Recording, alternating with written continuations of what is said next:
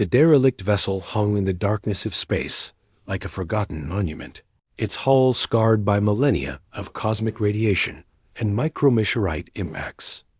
Eva wiped the grease from her hands as she stood in the cargo bay of the salvage ship Meridian's Hope, staring at the alien monstrosity they'd just hauled aboard. That thing's been dead for 10,000 years. At least, Oliver said, consulting his scanner. The xenorchaeologist's eyes gleamed with academic excitement. Pre-collapse era. Maybe even older. Eva wasn't listening. Something about the vessel called to her, a whisper at the edge of her consciousness that made her fingertips tingle. She'd been fixing broken ships since she was 8 years old in the Belt Colonies, and she'd never felt anything like this. "I'm going inside," she announced. Oliver looked up sharply. "Eva, regulations require a full decontamination sweep before," but she was already walking toward the ancient ship's hull breach, her mad boots clanking against the deck plating.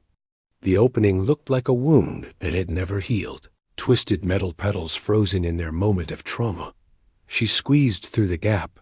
Inside, the darkness was absolute.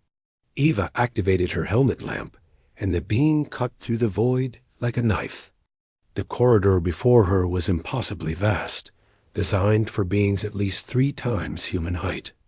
Strange geometric patterns covered the walls, not decoration. She realized, but some kind of circuitry. Her fingers traced the patterns almost involuntarily. The moment her glove touched the surface, light bloomed dot. It started as a faint phosphorescence, then grew brighter, racing along the corridors like wildfire through dry grass. The entire ship awakened around her, humming with power that shouldn't exist after so long dormant. "Eva?" "EVA," Oliver's voice crackled in her comb. "What did you do?" "We're reading massive power fluctuations." The voice that interrupted him didn't come through her comb. It resonated directly in her mind, ancient and vast and infinitely weary. "Mechanic, you understand broken things." Eva stumbled backward, her heart hammering. What are you?" "I am Warden of the Threshold. I am sentinel against the dark. I am tired." Images flooded her consciousness. She saw the universe as it had been millions of years ago, a younger cosmos, vibrant and dangerous. She saw the architects, the ancient race that had built this vessel and countless others like it. They had created the sentinels to guard against something that dwelled in the spaces between galaxies, something that hungered for the light of stars and the warmth of living worlds. The sentinels had fought for eons. They had won. But the architects had long since passed into dust, and their guardians had stood watch alone, waiting for an enemy that never came again, slowly losing themselves to time and isolation. "You are young race. Clever hands, clever mind. You fix what is broken." "I'm just a mechanic," Eva whispered. "I fix hydraulic systems and power couplings." "I can't. You fixed me. Your touch woke what slept." She understood then. The ship hadn't been dead.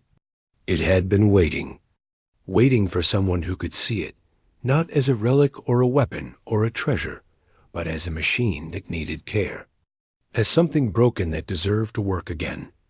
Oliver finally caught up to her, stumbling into the now illuminated chamber. His jaw dropped as he took in the crystalline control surfaces, the holographic star maps that flickered to life, the sheer alien grandeur of it all. "By all the stars," he breathed. "Ava, this is the archaeological find of the millennium. Do you realize what this means? The collector wishes to study. The mechanic wishes to understand. Only one can help me fulfill purpose." Eva stepped forward, placing both hands on what she instinctively recognized as the ship's heart, a pulsing core of crystallized space-time that thrummed with barely contained power. She could feel the loneliness radiating from it, the weight of millennia spent purposeless. "What is your purpose now?" she asked softly. "The enemy you were built to fight is gone. The makers who gave you life are dust. What do you want? The ship was silent for a long moment. When it spoke again, the ancient voice carried something. Knew something that might have been hoped to serve. To protect. To matter again.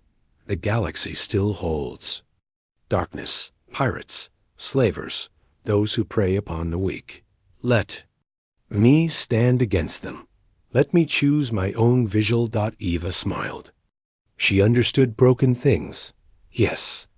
But more than that, she understood what it meant to want purpose, to need to feel useful. She'd grown up in the Belt colonies, where every person had to contribute or die, where the value of your life was measured by what your hands could build, what your mind could solve. Oliver, she said, not taking her eyes from the core, file a salvage claim. This ship is mine now.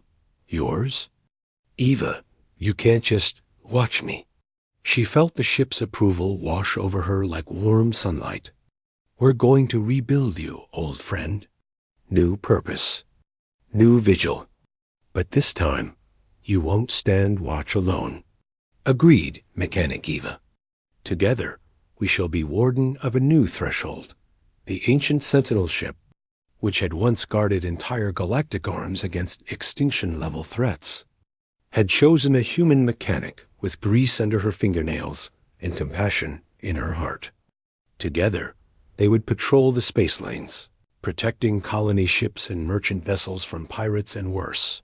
The architects would never have imagined such a fate for their creation. But perhaps Eva thought as the ship's systems integrated with her neural interface, they would have approved. After all, the best purpose is the one you choose yourself. And humanity had always been good at giving old things new life.